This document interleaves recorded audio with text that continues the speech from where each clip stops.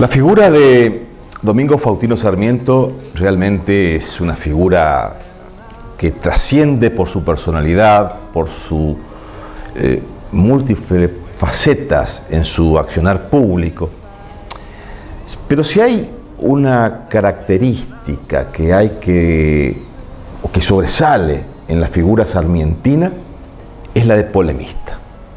No hay un hombre que ha generado tanta polémica para la construcción intelectual y política en la Argentina como Domingo Faustino Sarmiento.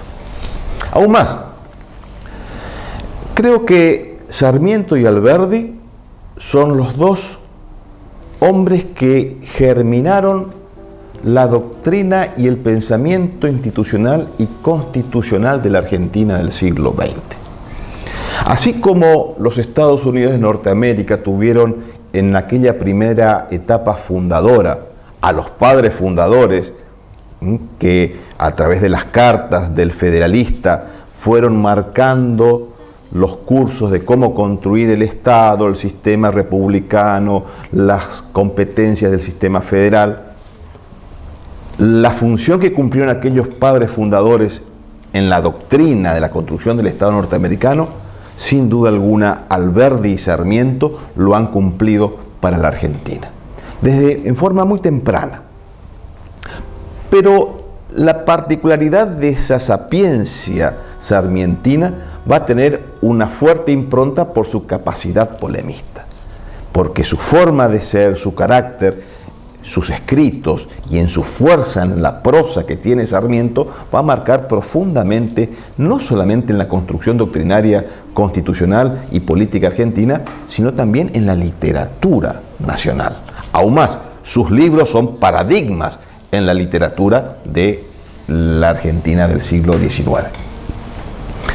Sarmiento va a formar parte tempranamente de una generación intelectual conocida en el Río de la Plata como la generación del 37. Esta generación que va a proponer algunos principios coincidentes con el propio Alberdi en un momento, porque si bien Alberdi y Sarmiento van a ser gestores de esta doctrina, digamos, institucional de la Argentina, de cómo va a ser la República, van a haber diferencias entre ambos, pero en esta primera etapa van a coincidir plenamente en cómo se debía construir el país, cómo debían ser los parámetros constitucionales, los elementos que debe tener, los nuevos elementos que debe tener el Estado para organizar el Estado, incorporar nuevos ingredientes a la configuración social del país, la inmigración, la necesidad de la instrucción, la exigencia primordial de tener una constitución nacional, buscar la paz y sobre todo el orden. Y el orden será con la constitución y será con la ley.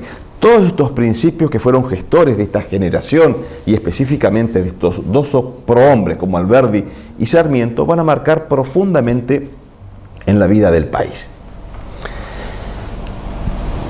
La vida pública de Sarmiento iba a ir desde gobernador de San Juan, de presidente de la República, de ministro de la República, va a tener una frondosa actividad intelectual a través de publicaciones en periódicos, en libros. Sus obras completas tienen más de 80 volúmenes. 80 volúmenes. Sí, es una de las obras más voluminosas, una de las obras más prolíferas del siglo XIX, que conjuntamente con el propio Alberdi también sus obras completas son numerosas. Ya seguramente hablaremos de la vida política y la vida pública de Sarmiento gobernador y Sarmiento presidente, pero no quiero dejar de mencionar a Sarmiento como productor de ideas y constructor de la prosa literaria. Y hay dos libros que son paradigmáticos, a mi forma de ver. De esos 80 y tanto de volúmenes, hay dos libros que han marcado la literatura, la política y la descripción de la Argentina y de sus provincias en el siglo XIX. Uno es su famosísima obra Facundo y civilización o barbarie, que ya vamos a hacer algunos análisis de la obra, y el otro que me gusta a mí personalmente, tal vez por mis recuerdos y por mis primeras lecturas de mi vida juvenil, que es Recuerdo de Provincias. En el Facundo, Sarmiento, algunos críticos literarios, el Facundo es una de las obras mejor escritas que tiene la literatura argentina. En el Facundo, Sarmiento hace, la obra se llama Facundo y Civilización o Barbarie. Esta dicotomía de Sarmiento de civilización o barbarie va a marcar en la construcción política de la Argentina y en la idea sarmientina de siempre. ¿Qué ubicaba él como barbarie? La barbarie era el no respeto a la ley. El bárbaro era el no orden. Bárbaro era aquel que no quería vivir bajo un sistema en el cual tenía que pervivir la convivencia. Y muchas veces, no siempre, algunos sectores bárbaros, entre comillas, como decía Sarmiento, eran aquellos rebeldes, aquellos gauchos, por eso ese enfrentamiento y esa descripción tan, digamos, negativa del paradigma del caudillaje, como lo ve en Facundo Quiroga. Pero no quiere decir que esto Sarmiento tenga una descripción negativa y una apreciación valorativa mala por parte de lo que es el gaucho. Aún más, en el Facundo, él describe y hace una referencia del gaucho, el gaucho vaqueano, quién era el gaucho vaqueano, y ve las virtudes del gaucho vaqueano, el gaucho rastreador, y lo describe y rescata la capacidad que tiene el rastreador, que no necesita ni mapas, ni espacios de formaciones específicas, sino simplemente su vivencia y su instinto de andar por los lugares que conoce para que sea vaqueano y conocer los caminos hacia dónde ir. Y eso lo describe Sarmiento, pero no como un punto negativo del gaucho, sino como una virtud del gaucho, de esas capacidades que tiene nuestro gaucho natural. El gaucho cantor también lo describe. Una de las características, el canto del gaucho, la payada, pero lo describe como una virtud. Pero así como rescata estos principios valorativos del gaucho, también ve lo negativo. Su rebeldía, el no acatamiento a la ley, la figura de Quiroga como un referente de la prepotencia, del personalismo, de lo que Sarmiento estaba en contra. Y la otra obra que me parece interesante referenciar es el de Recuerdo de Provincias. Recuerdo de Provincia es un libro como una autobiografía de Sarmiento que habla de sus antecedentes, cómo era la San Juan en aquellos años, cómo era la relación familiar, cómo rescata que él no viene de aquellos prohombres ni aquellos grandes terratenientes que tenían recursos. Muestra su capacidad de autodidacta, muestra cómo se fue instruyendo desde muy joven, cómo enseñó y cómo había una gran preocupación por la educación en su accionar, en su vida privada. Va a mostrar algo maravilloso que va a ser cómo era la vida familiar de Sarmiento, en donde va a rescatar de una familia de hermanos, de pocos recursos, que su madre de varios hermanos solamente pudo heredar una fracción de tierra de aquellas grandes familias de San Juan, solamente una pequeña fracción de tierra, y tuvo que construir su casa de barro, de paja, de barro y de piedra, desde los cimientos, con 2 esclavos que le habían prestado. Y esto lo cuenta en Recuerdo de Provincia. Y también recuerda, en Recuerdo de Provincia, valga la redundancia, Sarmiento, cómo era la producción local. Y esto me parece de vital importancia. Tal vez consciente o inconscientemente Sarmiento va a describir cómo eran las industrias del interior. Y para eso me permito hacer referencia de una pequeña prosa, un pequeño párrafo de Sarmiento que describe cómo era ese telar de su madre, que fomentó la industria de las localidades. Dice Sarmiento: las industrias manuales poseídas por mi madre son tantas y tan variadas que su enumeración fatigaría la memoria con nombres que hoy no tienen ya significado. Debemos aclarar que su madre, su única industria de la madre era un pequeño taller de un solo telar que durante toda su vida tejió. Tejió haciendo el hilado y tejió haciendo el lienzo y los propios tejidos. Decía y continúa Sarmiento: hacía de seda suspensores, pañuelos de mano de lana de vicuña para mandar de obsequio a España a algunos curiosos, y corbatas y ponchos de aquella misma lana suavísima. A estas fabricaciones de telas se añadían añajazos para albas, randas, mañiquetes, mallas y una multitud de labores de hilo que se empleaban en el ornato de las mujeres y de los paños sagrados, de los curas y para las iglesias. El paño de calceta en todas sus variedades y el arte difícil de teñir, poséyolo mi madre a tal punto que de perfección que en estos últimos tiempos se la consultaba sobre los medios de cambiar un paño grana en azul o de producir cualquiera de los tintes oscuros del gusto europeo. ¿Qué estamos viendo? Estamos viendo una producción industrial. La producción de hilar, de hacer de la lana, de la lana o del algodón el hilo, del hilo transportarlo al telar, del telar hacer el paño o hacer el poncho, y del poncho después buscar las tinturas para darle los colores y de los propios colores después poder vender. ¿Qué proceso industrial que tal vez inconscientemente Sarmiento estaba describiendo lo que hacía su madre como paradigma de los decenas de telares que podía haber en San Juan, en Catamarca, en La Rioja, que eran ancestralmente la producción local? Producción que Pedro Ferré en 1830 bregaba para proteger esos ponchos, que se limiten las importaciones de los lienzos de Manchester, y Pedro Ferré bregaba por proteger esas industrias, las industrias que todavía no eran industrializadas, no eran grandes industrias, pero eran industrias locales, tradicionales, incipientes, que sin duda alguna necesitaba el país para generar después una producción mayor.